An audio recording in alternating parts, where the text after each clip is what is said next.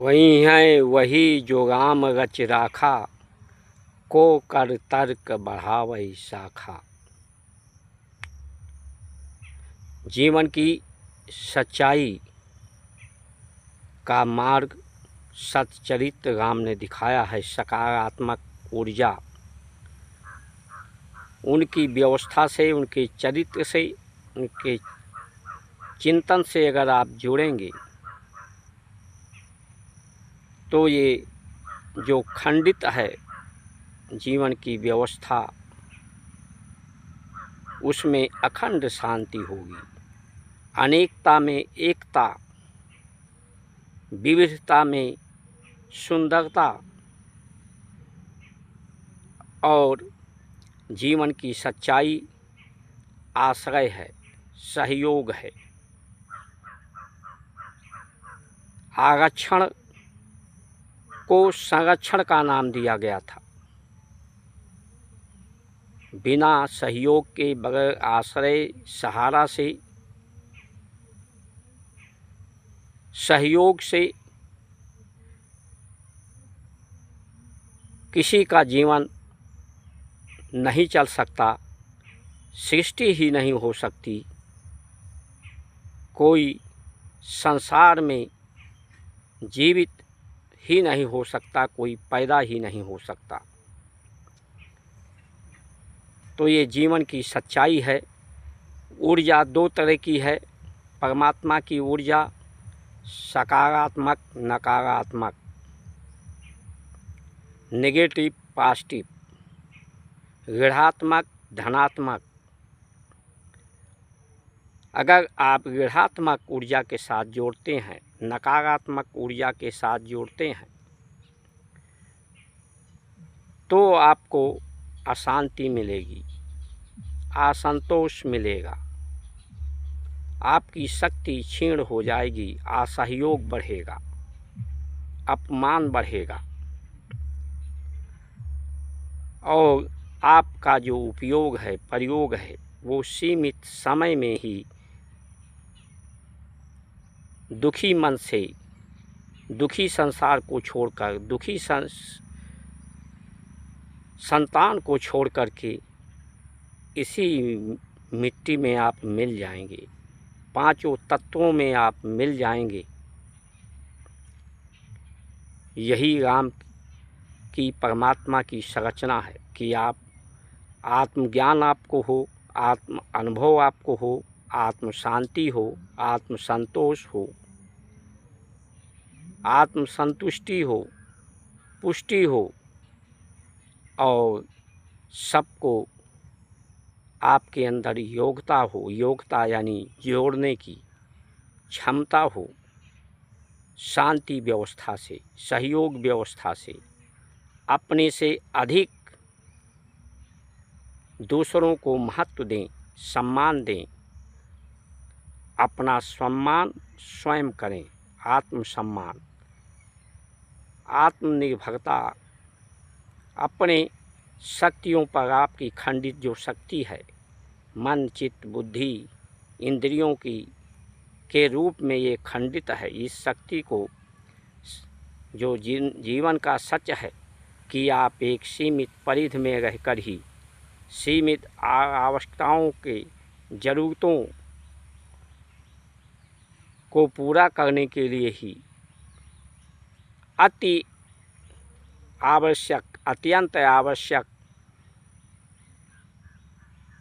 उपयोग प्रयोग करें, जो अति को अंत कर दे, अत्याधिक नहीं।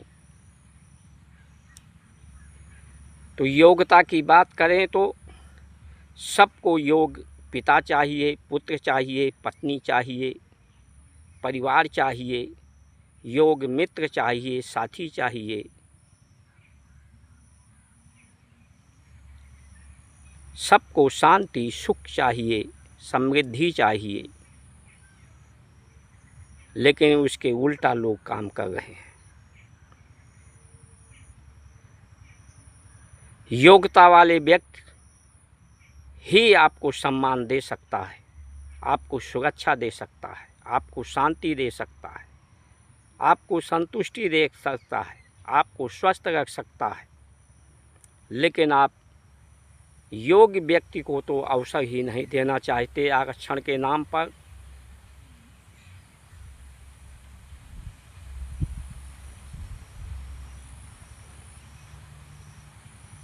एकता, अखंडता को आप खंडित कर रहे हैं। आप नकारात्मक ऊर्जा से भर गए हैं। आप ये जो व्यवस्था है संसार की, जो व्यवस्था को देने वाले हैं, वो व्यवस्था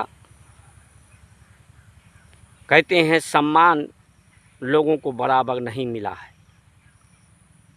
तो अगर आप सम्मान देना चाहते हैं अपनी जातियों को, तो आपका तो सम्मान है, आप नेता हैं, मंत्री हैं, विधायक हैं, अधिकारी हैं, तो आप अपने लड़के और लड़कियों की शादी अपने ही जात के लोगों से, गरीब लोगों से करके उनका सम्मान क्यों नहीं बढ़ा देते?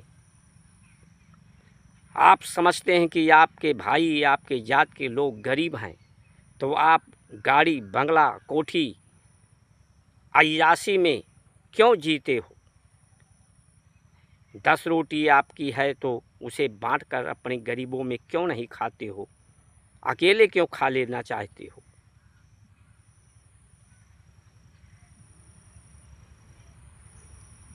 सभी जो गरीबों के नेता हैं, पिछड़ों के या पिछड़ों की, दलितों की वकालत करने वाले हैं, उनके लिए एक कोष सब लोग आपस में चंदा लगा करके उनके लिए मुफ्त दवाई, मुफ्त शिक्षा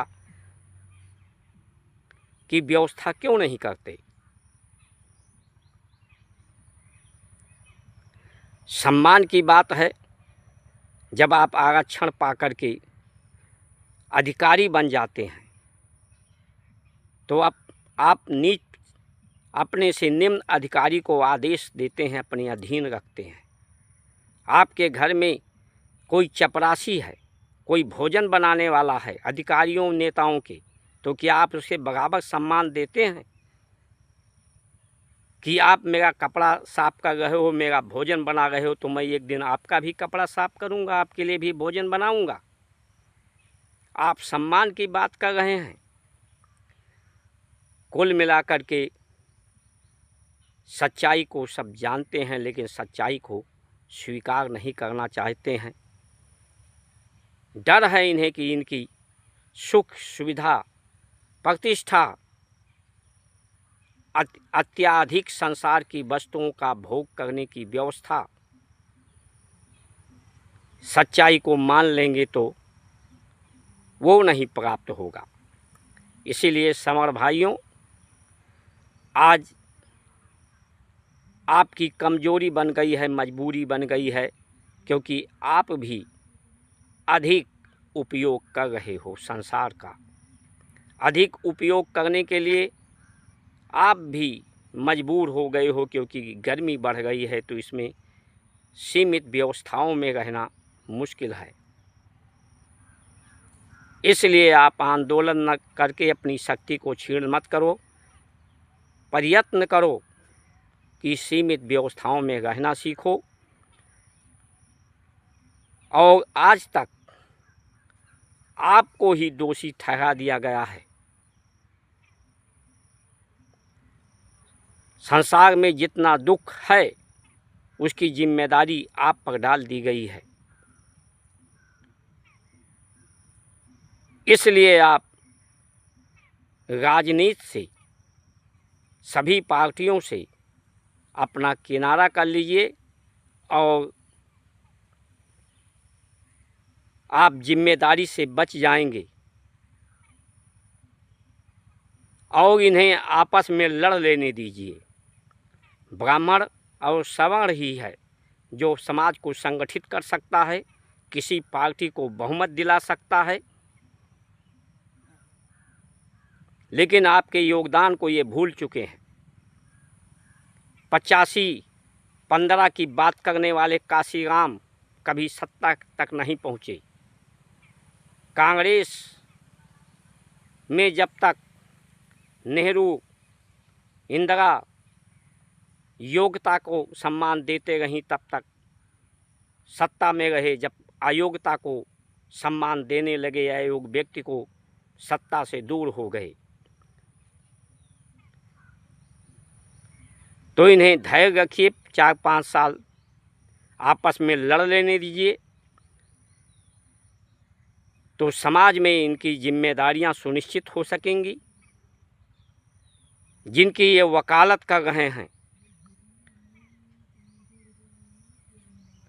जिनका ये अपने को संपैथी मान रहे हैं, जब उनको दुख बढ़ेगा, जब अयोग्य डॉक्टर जाति के नाम पर, आरक्षण के नाम पर किसी अयोग्य व्यक्ति को डॉक्टर बना दिया जाएगा, वकील बना दिया जाएगा, जज बना दिया जाएगा, अधिकारी बना दिया जाएगा, जिसका परिणाम देखने को भी मिल रहा है। भारत की अर्थव्यवस्था बिगड़ रही है, प्रकृति की व्यवस्था बिगड़ रही है विकास के गति से। तो ये दुख जब बढ़ेगा, दुख की एक सीमा ही है। हर चीज, हर रचना की एक समय सीमा में निर्धारित है। तब यही लोग इन्हीं का घेराव करेंगे, इनको दंड देंगे। जय श्री राम।